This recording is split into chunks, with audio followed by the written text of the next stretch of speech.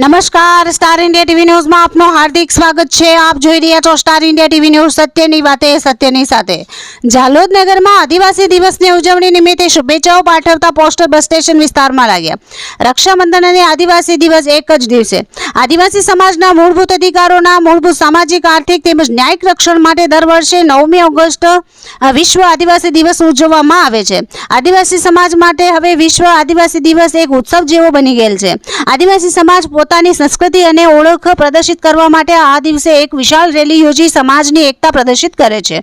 9મી ઓગસ્ટે રક્ષાબંધન તેમજ વિશ્વ આદિવાસી દિવસનો સમન્વય જોવા મળી રહેલ છે। આ બે મોટા તહેવારો એક જ દિવસે હોવાથી મોટા પ્રમાણમાં નગરમાં ભીડ જોવા મળશે। રક્ષાબંધનના તહેવાર માટે રોજગાર મેળવવા બહાર ગયેલ આદિવાસી સમાજના લોકો મોટા પ્રમાણમાં પોતાના વતન આવતા હોય છે, જેથી આ વિશ્વ આદિવાસી દિવસે મોટા પ્રમાણમાં આદિવાસી સમુદાય રેલી સ્વરૂપે જોડાય તેવી પ્રબળ સંભાવનાઓ છે।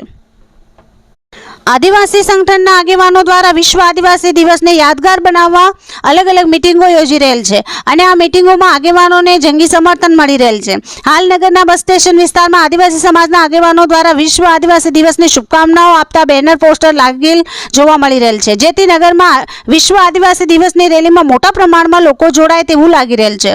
નગરના લોકો પણ આદિવાસી સમાજના ભવ્ય ઉત્સવને જોવા આતુરતાથી રાહ જોઈ રહેલ છે।